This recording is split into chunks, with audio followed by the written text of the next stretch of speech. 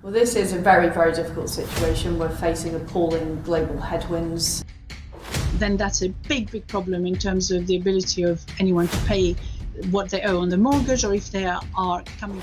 The most pressing economic priority for the new Prime Minister and the new government is to grip inflation.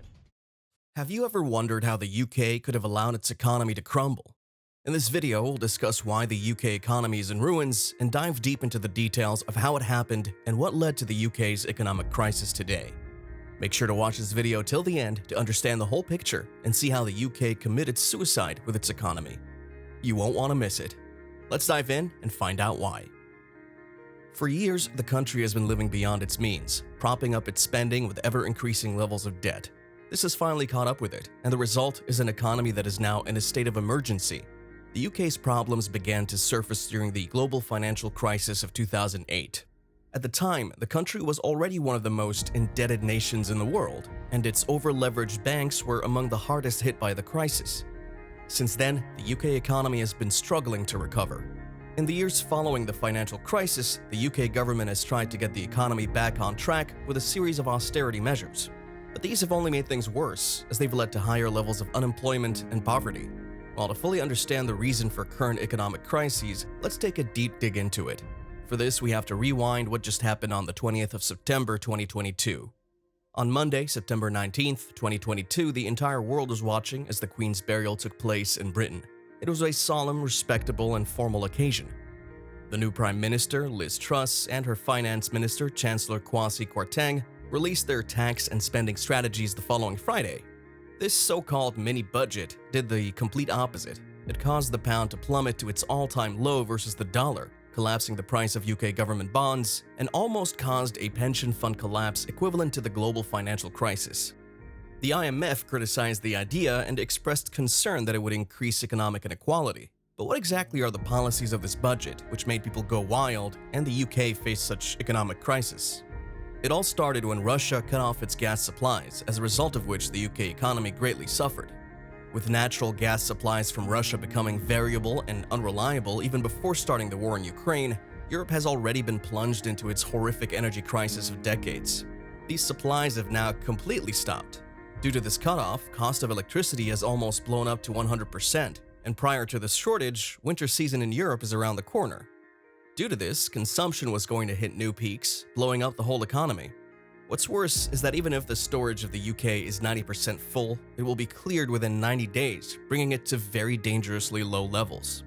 Summing it up, the cutting of gas and peak consumption times with barely available storage options has widely beefed up energy prices to exceptionally high levels. Even though other countries except Russia are helping with their gas supplies, the gas prices in this region are still too high. Due to this, the cost of production and inflation levels has touched the highest recorded level to date, which is 11.1%. To tackle this whole situation, on the 20th of September, a mini-budget was introduced. The mini-budget, commonly referred to as the development plan, was intended to spur economic growth through tax cuts that would be financed by raising the national debt of the UK. The plan would have been the largest tax cut in the UK since 1972. Totaling 161 billion sterling over 5 years, with an additional 60 billion sterling for energy bill help. So if you're clear about its mini-budget and what the reasons are for its implementation, let's move forward and look into its policies and intentions. Basically, power companies work the same way as a retailer. It buys energy and sells at a higher rate and earns a profit. More precisely, power companies purchase energy in the form of oil and gas and convert it into electricity through different processes, and sell them to consumers while keeping their profit. So if the production of this electricity costs them £100, they'll sell it for £150, for which £50 is their profit. But the problem comes when the oil and gas energy resources come at a higher rate, so the production will be higher, resulting in higher rates for consumers too. So when Russia cut off the energy supplies and rates of electricity were getting higher and higher, the government put a cap at £280 per megawatt hour. If a power company's cost to produce this electricity is more than £280, even then they have to sell it at £280. This cap obviously came at a very costly rate because the cost of power was before just £189, and now it's risen up to £520, which makes almost a 175% increase from last year. So the government has announced that for the next 2 years, the cost of electricity will remain the same no matter how much the cost of its production is increased. In simple words, even if the production cost of electricity goes up to £1,000 per megawatt, the consumer still has to pay £280. And the losses these energy companies will bear will be offset by loans given by the banks, and it's applicable to every citizen of the UK, no matter how poor or rich you are. Well, this is where the issue arises. If both the wealthy and the poor must pay the same price for the use of electricity, even when one uses it for necessities and the other for indulgences, additionally, there is no punishment or fee for misusing public funds on extravagances. And even if the cost of power use is minimal, in percentage terms, it is higher. Simply said, if a typical poor person uses power worth £2,845, it represents 8% of their income, while if a rich person uses electricity worth £5,000, that represents only 2% of their income. This unequal cost distribution caused issues that ultimately led to the UK economy's decline. This kind of economics, where the poor and the rich have to pay the same value for their consumption while the reasons are entirely opposite, is considered bad economics. By the way, if you're not subscribed to the Biz Studied YouTube channel, that's why you need to subscribe before the end of 2022. We want to get to 50,000 subscribers, so please subscribe so we hit our goal and reach many more people. The next video will be even better, so please subscribe and thank you so much. Back to the video. To overcome such a problem, the National Institute of Economic and Social Research introduced a system called the variable slab system. So basically, the variable slab system is for the consumption of the first 1,000 units, since it's necessary that everyone has to pay a low amount, for example, £100 per unit. Until these units are used, the government will subsidize them.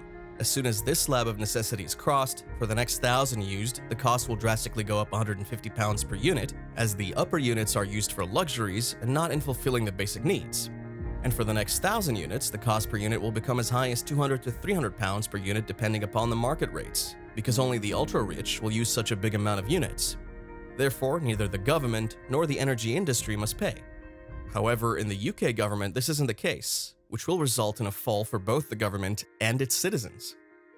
In addition to the government's existing debt of $3 trillion, it's estimated that this will cost the government up to £130 billion over the next 18 months. The question is, how will they get this enormous sum of money? They must pass it through the bindings, though. However, the UK is on track to have bond crises, which will lead to currency crises, which will produce mortgage crises, which can eventually result in a banking crisis, ultimately putting the country as a whole into a crisis. So the question comes, what is happening in the bond market of the UK? The government is receiving less money from the public at an extremely high interest rate as a result of the demand-supply mismatch. And this is a highly perilous position for any government if the interest on a bond is increasing extremely high. This is the cause of the 10-year bond rates in the UK rising from just under 1% to 4.11% in only 9 months, exceeding approximately 300%. Now that the UK is issuing bonds with such high interest rates, you might be thinking that as more and more people will start buying bonds, interest rates would eventually decrease. But guess what? UK is going through another problem in the form of currency depreciation, which makes the bond market of the UK almost useless for big traders, and this is where we have currency carry trade.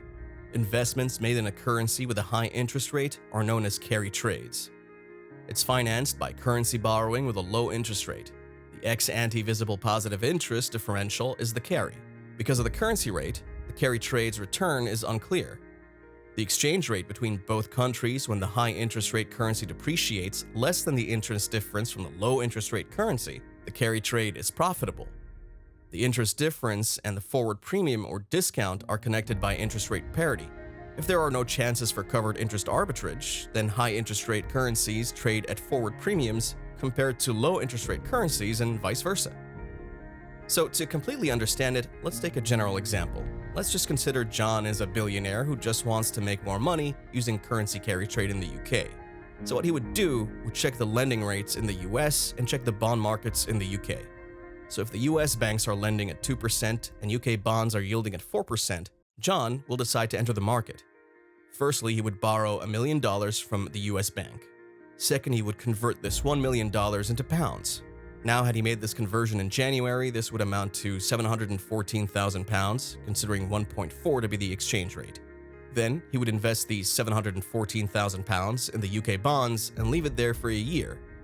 After 1 year, if it had been a normal market, he would get his £714,000 with 4%, which amounts to £742,560. Now he would convert this amount into dollars, which would amount to 1.4 million US dollars. So if you look at the interest rate he paid, he has to pay only a 2% interest rate, as in an American bank is $1.02 million. So out of his total money, $0.02 million will be his profit.